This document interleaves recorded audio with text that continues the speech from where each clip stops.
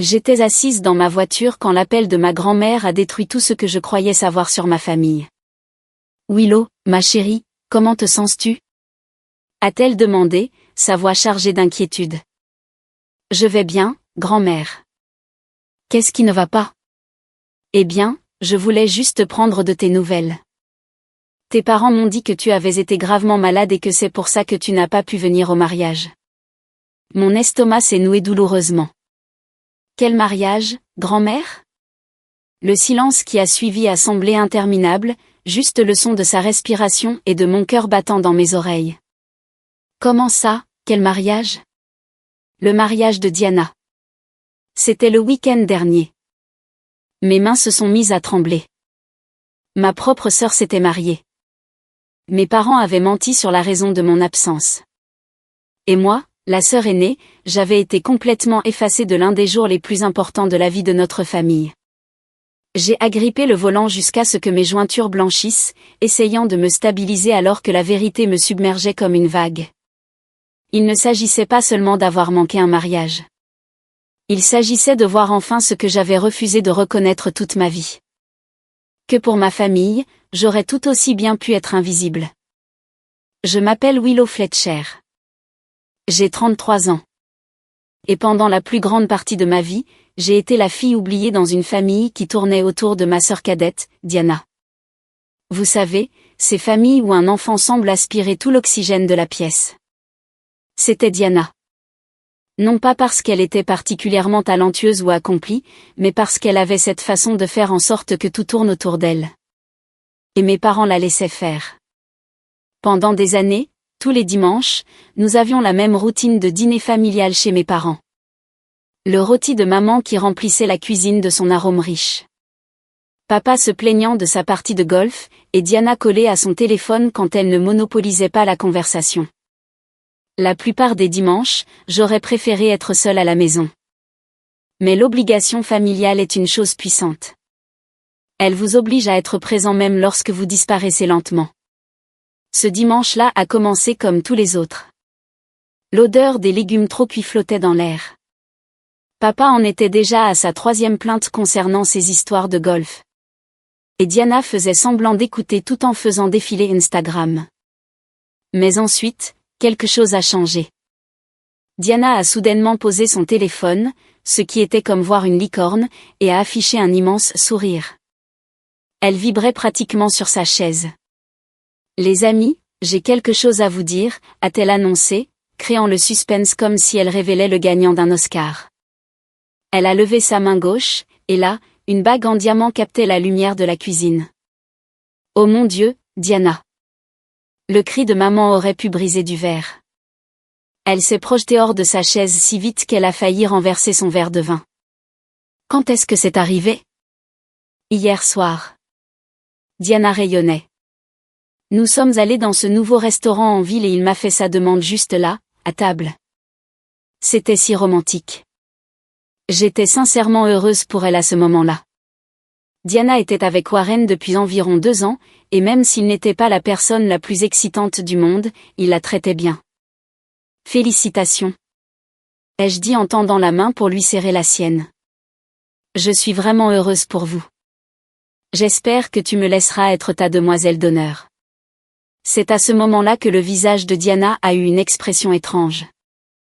Il s'est figé une seconde et elle a semblé mal à l'aise, comme si je lui avais demandé quelque chose d'inapproprié. Elle a jeté un coup d'œil à maman et papa, puis est revenue vers moi. Oh. Eh bien, je n'ai pas vraiment encore pensé à tout ça.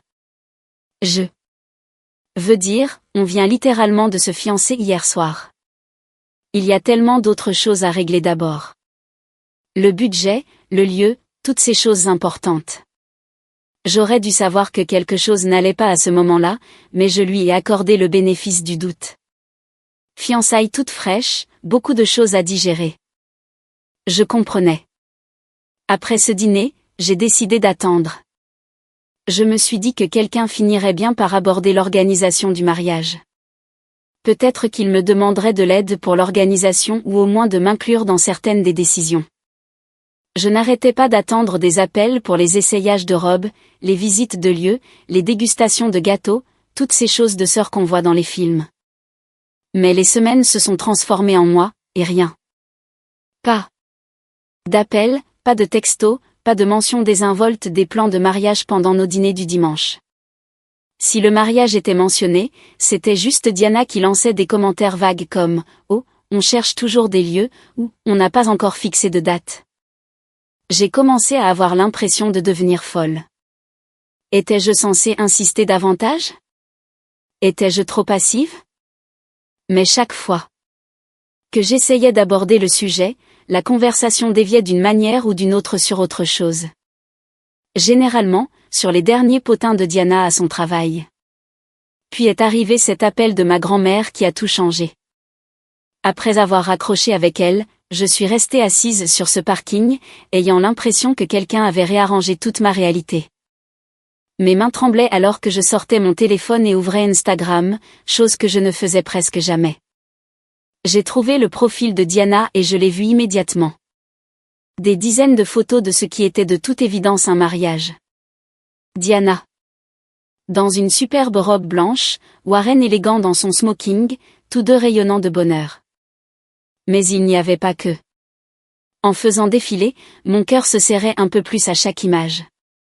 Il y avait maman, les larmes coulant sur son visage comme le font les mères au mariage de leur fille. Papa, l'air plus fier que je ne l'avais jamais vu, accompagnant Diana à l'hôtel. Tout le cortège nuptial. Posant ensemble comme pour une photo de magazine. Un gâteau immense qui coûtait probablement plus cher que mon loyer mensuel. Des gens qui dansaient, riaient, célébraient. Et puis j'ai vu la liste des invités. Et c'est là que j'ai vraiment commencé à me sentir mal. Nos voisins d'enfance. Les amis de golf de papa du country club. Ses collègues du cabinet comptable. Les amis du club de lecture de maman. Des parents que je n'avais pas vus depuis des années. Des cousins de 3 États différents. Ma grand-tante de Californie qui ne vient que pour les grands événements de la vie. Même des gens qui gardaient à peine le contact avec notre famille étaient là, souriant et célébrant le grand jour de ma sœur. Tout le monde. Tout le monde sauf moi. Ce n'était pas une cérémonie intime avec un nombre limité de places. C'était une immense célébration avec facilement plus de 100 invités. Ils avaient invité pratiquement tout le monde qu'ils avaient jamais rencontré, sauf leurs propres filles et sœurs. Le trajet jusqu'à la maison de mes parents est encore un flou. Je fonctionnais à l'adrénaline et à la fureur pure, mes mains agrippant le volant. Si fort que mes jointures étaient blanches. Je ne pouvais penser qu'à ces photos et à la façon dont j'avais été effacée du moment le plus important de ma propre famille. Je n'ai même pas frappé. Je suis entrée directement. Par la porte d'entrée comme je le faisais toujours. Willow a appelé maman depuis la cuisine. Qu'est-ce que tu fais ici? Ce n'est pas dimanche. Elle est apparue au coin du mur en s'essuyant les mains. Sur un torchon. Et à la seconde où elle a vu mon visage, j'ai vu son expression changer. Elle savait. Elle savait absolument pourquoi j'étais là. Pourquoi n'ai-je pas été invitée au mariage de Diana? Ai-je dit, à l'endroit au but. Maman est devenue blême. Elle a regardé autour d'elle. Comme si elle espérait que papa apparaîtrait comme par magie pour l'aider à gérer cette conversation. Willow, laisse-moi t'expliquer. Papa, ai-je appelé en élevant la voix. Viens ici. Maintenant. Papa est apparu du salon, l'air agacé comme si je l'interrompais. Dans quelque chose d'important. Pourquoi tous ces cris? Dites-moi pourquoi je n'ai pas été invitée au mariage de Diana. Ils se sont regardés, ayant une de ces conversations silencieuses que les couples mariés ont quand ils essaient de décider. Lequel d'entre eux doit gérer le désordre? Écoute, Willow, a dit maman faiblement. C'est que tu n'aimes pas vraiment les grandes fêtes, la foule et tout ça. On s'est juste dit que tu ne voudrais pas venir. De toute façon. Je l'ai regardé, honnêtement sans voix pendant un moment. Tu es sérieuse? Là. Vous avez décidé pour moi que je ne voudrais pas venir au mariage de ma propre sœur. Eh bien, tu n'as jamais semblé intéressée quand on en parlait, a dit papa. Vous n'en avez jamais parlé pendant des mois. Personne ne m'a rien dit sur les plans de mariage. J'ai attendu que quelqu'un en parle. Mais vous avez tous agi comme si ça n'arrivait pas. Maman s'est assise lourdement à la table de la cuisine, paraissant soudain plus âgée que son âge. Willow, tu dois comprendre. Non, je n'ai rien à comprendre. Dites-moi juste la vraie raison. Papa a croisé les bras et je pouvais le voir prendre la décision d'arrêter de prendre des gants. Très bien. Tu veux la vérité? Diana a une vie bien rangée. Elle réussit. Elle épouse un avocat. Elle a sa carrière sur les rails. Si tu avais été à ce mariage, de quoi aurais-tu pu parler? Tu serais juste resté là, à t'apitoyer sur ton sort. Ma mâchoire est littéralement tombée. Pardon? On ne voulait pas te voir rester là, toute seule, à te sentir mal. Parce que tu n'es pas mariée et que tu n'as même pas de petite amie, a ajouté maman doucement, comme si elle me rendait une sorte de service. Mais vous avez invité Amanda, ai-je dit, en pensant à notre cousine qui a 5 ans de plus que moi et qui est également célibataire. Maman a baissé les yeux sur ses mains. Elle n'avait rien à répondre à cela. Le vrai problème, ai-je dit, sentant une étrange calme m'envahir, c'est que vous êtes tellement habitué à ce que je ne demande jamais rien que vous avez simplement oublié que j'existais. Vous avez complètement oublié mes sentiments. Ce n'est pas juste, a protesté papa. Ah non? Quand est-ce que l'un de vous m'a demandé pour la dernière fois comment j'allais? Quand est-ce que vous m'avez incluse dans quelque chose d'important pour la dernière fois? Je suis votre fille et vous m'avez traitée comme une parente éloignée que vous tolérez à peine. La cuisine est devenue silencieuse, à l'exception du bourdonnement du réfrigérateur. Maman regardait toujours ses mains et papa regardait partout sauf moi. Eh bien, ai-je dit, me sentant étrangement calme tout d'un coup. Je suppose que maintenant vous savez qu'il ne faut pas vous attendre à ce que je vous invite à mon mariage. Maman a levé les yeux et a souri. Willow, ma chérie. Papa a carrément ri. Je ne pense pas que je vais attendre cette invitation de sitôt. Soyons réalistes. Tu ne te marieras probablement jamais. Je n'ai pas discuté avec eux. À quoi bon? Ils n'avaient clairement aucune idée de ce qui se passait réellement dans ma vie. Et à ce moment-là, j'ai réalisé que je n'avais plus envie de les éclairer. D'accord, ai-je dit simplement. On verra bien. J'ai tourné les talons et je suis sortie de leur maison. Et pendant tout le trajet de retour à mon appartement, je n'arrêtais pas de penser à quel point ils se trompaient sur tout. Ils n'avaient aucune idée de ma vie. Et ils venaient de prouver qu'ils ne s'en souciaient pas assez pour le découvrir. Voici ce qu'ils ne savaient pas. 1 an plus tôt, j'avais été promue directrice adjointe dans mon entreprise. Une énorme nouvelle que j'étais excitée de partager avec eux. Mais chaque fois que j'en parlais, Diana interrompait avec une histoire sur son propre travail ou sur les derniers potins de sa vie. Finalement, j'ai simplement arrêté d'essayer. Il y a 8 mois, j'ai acheté mon propre appartement dans l'un des plus beaux quartiers de la ville. J'en étais incroyablement fière, ma première vraie maison, quelque chose qui était entièrement à moi. Mais encore une fois, quand j'ai essayé de le dire à ma famille, la conversation était toujours détournée par les dernières nouvelles de Diana. Et puis il y avait la plus grande chose qu'ils ne savaient pas. Je sortais avec quelqu'un depuis plusieurs années. Julien. Nous nous étions rencontrés à l'université. Il suivait un programme parallèle au mien, et nous étions amis depuis longtemps. Je n'avais aucune idée que sa famille avait de l'argent. Après l'université, nous avons perdu contact pendant un certain temps, comme on le fait quand la vie vous entraîne dans des directions différentes. Il y a 7 ans, quand j'ai commencé à travailler dans mon entreprise actuelle, j'ai été choquée de voir Julien là-bas. Il était déjà à un poste élevé et j'ai découvert plus tard que son père possédait en fait l'entreprise. Nous avons renoué, sommes redevenus amis, et avons finalement commencé à sortir ensemble. Environ 6 mois avant le mariage de Diana, 6 mois avant que je découvre que j'avais été exclu de ma propre famille, Julian m'avait demandé en mariage. Nous étions fiancés depuis 6 mois, et pas une seule personne dans ma famille n'avait remarqué la bague à mon doigt. Pas une seule fois quelqu'un ne m'avait demandé pourquoi je portais soudainement un bijou à ma main gauche. Ils étaient tous tellement absorbés par le monde de Diana qu'ils ne prêtaient attention à rien d'autre. Julian et moi avions décidé de garder notre relation discrète. Sa famille était bien connue dans notre ville. Il étaient toujours dans les journaux locaux pour des affaires ou des œuvres de charité, mais ils étaient aussi des gens très privés. Ils n'avaient pas de compte sur les réseaux sociaux, n'aimaient pas que les gens colportent des rumeurs sur leur vie personnelle.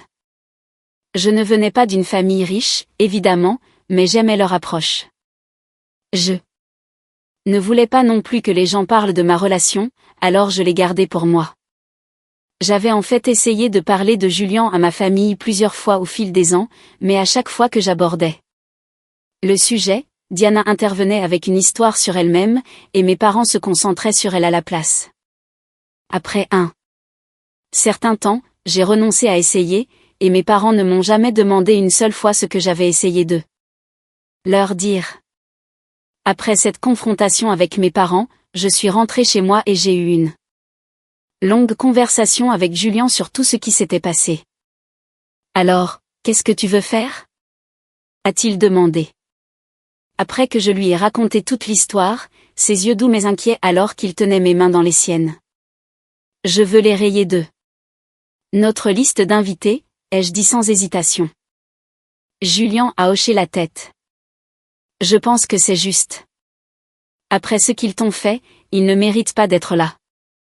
Nous avions déjà prévu un petit mariage de toute façon, quelque chose d'intime avec juste nos proches, peut-être 30 invités au total. Les parents de Julian payaient gracieusement pour tout, et sa mère et sa sœur s'occupaient de la plupart de l'organisation. Ce qui m'a enlevé beaucoup de stress. Le lendemain, j'ai appelé ma grand-mère, ma tante et mes 2 cousines du côté de ma mère. C'étaient les seuls membres de la famille que je voulais vraiment à mon mariage, et je leur ai envoyé des invitations formelles 2 mois avant la cérémonie. Willow, c'est tellement excitant, a dit ma tante en recevant l'invitation, sa voix pétillante de bonheur sincère. Je ne savais même pas que tu sortais avec quelqu'un de sérieux. Nous sommes ensemble depuis un moment, ai-je dit. On aime juste garder les choses privées. Eh bien, je suis si heureuse pour toi, ma chérie. Le lieu a l'air magnifique sur les photos. Nous avions choisi ce magnifique manoir ancien pour la cérémonie. La famille de Julian avait des relations avec les propriétaires, et c'était absolument parfait. Sa mère et sa sœur ont mis le paquet pour les décorations, des lumières et des guirlandes accrochées à tous les arbres du jardin, une arche de mariage incroyable faite de lanternes, des serveurs habillés en costumes d'époque assortis à la période historique du manoir. Ça allait être comme sorti d'un conte de fées. Tout se passait bien jusqu'à environ 1 mois avant le mariage, quand mon téléphone a sonné et que j'ai vu le nom de ma mère sur l'écran. J'ai failli ne pas répondre, mais je me suis dit que autant en finir. Willow, a-t-elle crié dans le téléphone avant même que je puisse dire bonjour.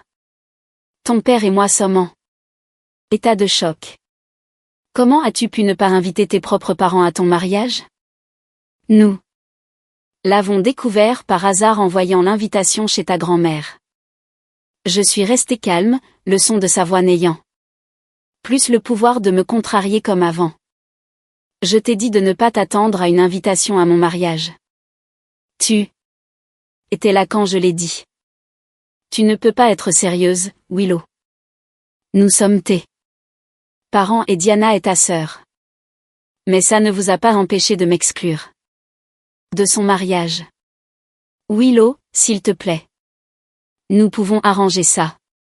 Nous avons fait une erreur avec le mariage de Diana, mais Je lui ai raccroché au nez. Environ 1 heure plus tard, Diana a appelé. Willow, c'est quoi ce bordel? A-t-elle dit dès que j'ai décroché. Pourquoi tu ne m'as pas invité à ton mariage? Une sœur normale ne ferait pas ça. Je n'ai même pas pris la peine de lui expliquer quoi que ce soit. J'ai juste raccroché immédiatement. Quelques jours plus tard, j'ai appris par ma cousine quelle avait été la vraie réaction de ma famille. Apparemment, ma cousine avait mentionné que mon mariage n'aurait que 30 personnes, et Diana s'était emportée à ce sujet. Ils font un mariage minable et pathétique. Dans le jardin de quelqu'un, avait dit Diana. C'est tellement embarrassant. Mon mariage avait 150 personnes et celui de Willow n'en a que 30. Il ne pouvait probablement pas se permettre mieux. Après que ma cousine m'ait raconté ce que Diana avait dit, je me suis sentie encore mieux dans ma décision de les exclure. Ils ne comprenaient clairement pas le genre de mariage que nous organisions. Réellement. Et honnêtement, peu m'importait s'ils le découvraient un jour. Le jour du mariage est arrivé et il était absolument parfait. Le temps était magnifique. Le manoir était incroyable avec toutes les décorations, et tous ceux qui étaient là voulaient vraiment être là. Ma grand-mère a pleuré de joie pendant la cérémonie. Ma tante a porté le toast le plus doux au dîner, et mes cousines m'ont aidé avec ma robe et ont pris des tonnes de photos. Je n'ai posté aucune photo sur les réseaux sociaux parce que ce n'est pas mon style, mais ma cousine en a posté quelques-unes sur son Instagram. Elle a toujours été branchée sur ce genre de choses, et ça ne me dérangeait pas qu'elle partage une partie de la célébration. C'est là que tout a explosé. Quelques jours après le mariage, mon téléphone s'est mis à sonner et vibrer de manière frénétique avec des appels et des textos de mes parents et de Diana. J'ai ignoré la plupart d'entre eux, mais je pouvais voir les messages sur mon écran de verrouillage. Pourquoi ne nous as-tu pas parlé de ton riche fiancé? 2. Diana. Tu nous as mis dans l'embarras devant toute la ville, de maman. Rappelle-nous immédiatement, de papa. J'ai finalement regardé l'Instagram de ma cousine pour voir ce qu'il voyait. Elle avait posté plusieurs photos du mariage, y compris certaines de Julien avec ses parents. N'importe qui dans notre ville reconnaîtrait immédiatement le père de Julien. Il est toujours dans les nouvelles locales, ami avec le maire, au conseil d'administration de l'université, dirige plusieurs entreprises prospères et une fondation caritative. Il est en gros l'un des hommes d'affaires les plus en vue de la région. Ma famille avait enfin compris qui j'avais épousé et ils perdaient la tête. Ma mère était la pire. Elle a commencé à poster sur Facebook sur la façon dont j'avais trahi ma famille en ne les invitant pas à mon mariage. Elle a écrit de longs messages sur le fait qu'une fille aimante ne ferait jamais ça à ses parents. Elle a même posté que mon père était le cœur brisé parce qu'il avait toujours rêvé de m'accompagner à l'hôtel. Chaque jour, elle postait quelque chose de nouveau sur moi. Elle m'a traité d'ingrate, de cruelle, d'égoïste, en gros de tous les noms d'oiseau. C'était embarrassant, mais j'ai juste ignoré et j'ai espéré que ça passerait. Mais ensuite, le père de Julien en a eu assez. Willow, a dit Julien un soir, sa voix inhabituellement sérieuse alors qu'il s'asseyait à côté de moi. Mon père veut appeler tes parents parce qu'ils postent sur toi et notre famille sur les réseaux sociaux et il ne va plus le tolérer. J'étais nerveuse à ce sujet, mais le père de Julien n'est pas quelqu'un avec qui on discute. Il a appelé mes parents le soir même. Je ne sais pas exactement ce qu'il leur a dit, mais Julien m'a raconté les bases. Il a dit à mes parents qu'il m'embarrassait, moi et sa famille, avec leurs publications sur les réseaux sociaux. Il a dit que s'il continuait, il raconterait à tout le monde en ville ce qui s'était réellement passé, comment il m'avait exclu du mariage de Diana et avait menti à ce sujet. Il a également mentionné qu'il avait des contacts dans les journaux et les chaînes de télévision, et qu'il s'assurerait que tout le monde au club de golf de mon père et à l'église de mes parents connaissent la vraie histoire. Après cet appel, les publications sur les réseaux sociaux ont cessé immédiatement. Mes parents et Diana ont également arrêté de m'appeler et de m'envoyer des textos. C'était enfin le calme. La vie a été paisible pendant environ 6 mois après le mariage. Julien et moi nous sommes installés dans la vie conjugale et je travaillais toujours dans son entreprise. Je m'étais habituée à la paix et au calme de ne pas avoir à gérer les drames de ma famille. Puis un jour, les RH m'ont appelé dans leur bureau. Willow, nous avons reçu un CV hier et la candidate vous a mentionné comme référence, a déclaré la directrice des RH, en faisant glisser un dossier vers moi sur le bureau. Je l'ai ouvert et j'ai vu le nom de Diana en haut. Mon estomac s'est serré. Elle a écrit que vous pouviez fournir une recommandation solide pour son éthique de travail et son caractère, a poursuivi la directrice des RH. J'ai regardé le CV de Diana pendant quelques secondes, puis j'ai refermé le dossier. S'il vous plaît, examinez sa candidature via le processus normal. Je ne fournirai pas de recommandations spéciales. Une semaine plus tard, les RH m'ont rappelé pour me faire savoir que Diana n'avait pas été sélectionnée pour un entretien. Ses qualifications n'étaient tout simplement pas assez solides par rapport à d'autres candidats. Je n'étais pas surprise. Diana avait toujours été plus concentrée sur le plaisir que sur l'acquisition de véritables compétences. 2 jours après cela, mon téléphone a sonné. C'était ma mère. Willow, comment as-tu pu faire ça à ta sœur? A-t-elle dit sans même dire bonjour. Diana a postulé pour un emploi dans ton entreprise. Et tu as saboté ses chances. Je n'ai rien saboté. J'ai dit au RH d'examiner sa candidature normalement et elle n'a pas été retenue. Tu aurais dû l'aider. C'est ta sœur. C'est la sœur qui ne m'a pas invitée à son mariage, tu te souviens? Et tu es la mère qui m'a dit que je ne me marierai probablement jamais. Maman est restée silencieuse quelques secondes. Willow, tout ça, c'est du passé. Diana a besoin de ce travail. Alors elle aurait dû postuler ailleurs. J'ai raccroché. 3 jours plus tard, Diana s'est présentée à mon appartement. J'ai ouvert la porte et elle est passée devant moi pour entrer dans mon salon. Il faut qu'on parle, a-t-elle dit. Tu ne peux pas être sérieuse, Willow. Tu dois m'aider à obtenir ce poste. Je n'ai rien à faire pour toi. Si, tu dois le faire. Tu es ma sœur. La famille est censée s'entraider. J'ai failli rire à cela. La famille est censée s'entraider. Où était cette philosophie quand tu préparais ton mariage? C'était différent. Non, ce n'était pas différent. Toi, maman et papa, vous avez très clairement montré que je ne fais pas vraiment partie de cette famille. Alors ne viens pas me demander des faveurs maintenant. Le visage de Diana est devenu rouge. Tu sais quoi? Tu as toujours été jalouse de moi, et c'est juste ta façon de te venger. Je ne suis pas jalouse de toi, Diana. Je ne veux juste plus rien avoir à faire avec toi. Diana est sortie en trombe, claquant ma porte si fort que mon voisin est sorti pour voir ce qui se passait. Après cela, encore 6 mois se sont écoulés. Paisiblement. Julien et moi nous installions dans notre routine, et je commençais vraiment à être heureuse à nouveau. Puis j'ai découvert que j'étais enceinte.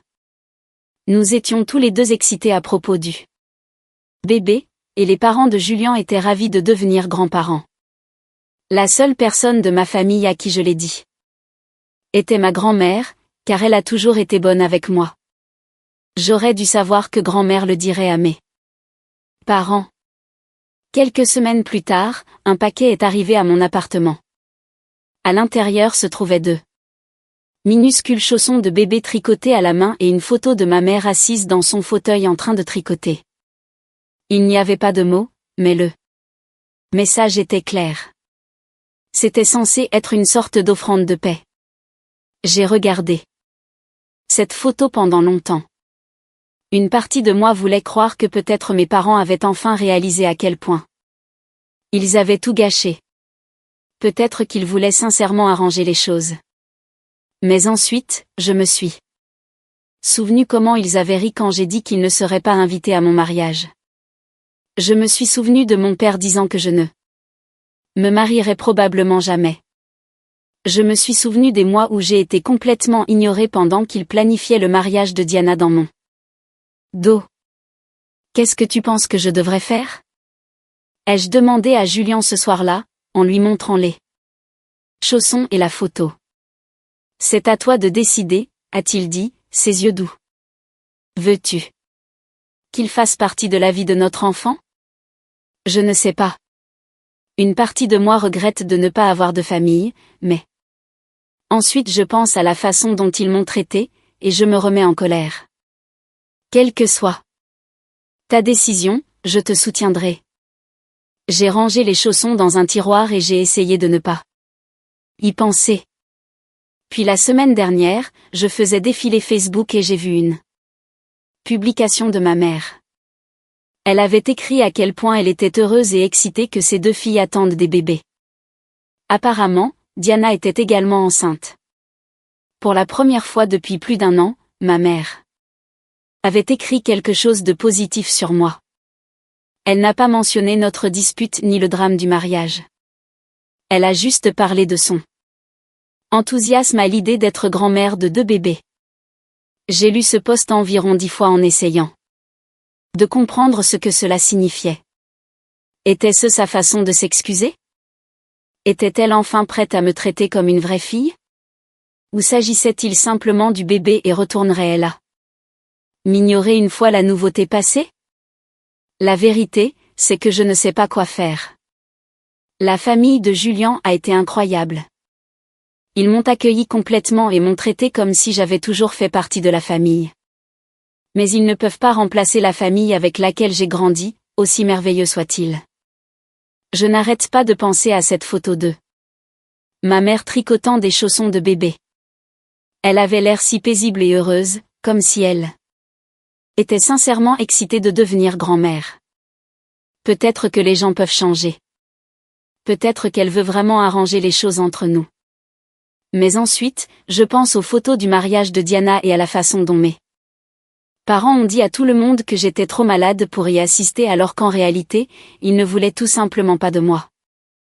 Je pense à la façon dont ils ont ri. À l'idée que je me marie. Je pense à la façon dont ils n'ont jamais remarqué ma bague de fiançailles, n'ont jamais posé de questions sur mon travail, n'ont jamais montré aucun intérêt pour ma vie jusqu'à ce qu'ils découvrent qui j'avais épousé. Peut-on vraiment pardonner quelque chose comme ça? Le devrait-on? Honnêtement, je ne sais pas. Mon mari dit que c'est mon choix et qu'il soutiendra ma décision, quelle qu'elle soit. Ma grand-mère pense que je devrais leur donner une autre chance. Ma tante pense qu'ils n'en méritent pas une. Ce que je sais, c'est que je ne suis plus la même personne qu'il y a 2 ans. Je ne vais plus mendier leur attention. Je ne vais plus essayer de prouver que je suis digne d'être incluse dans ma propre famille. S'ils veulent une relation avec moi et mon enfant, ils devront la mériter. Alors, je suppose qu'on verra ce qui se passera. Peut-être qu'ils ont appris quelque chose de tout ça. Peut-être qu'ils comprennent enfin que les actions ont des conséquences. Ou peut-être que ce n'est qu'une autre manipulation et qu'ils recommenceront à me traiter comme si je n'avais pas d'importance une fois qu'ils auront obtenu ce qu'ils veulent. Mais voici ce que j'ai appris à travers tout cela. Parfois, les personnes qui vous blessent le plus sont celles qui sont censées vous aimer le plus.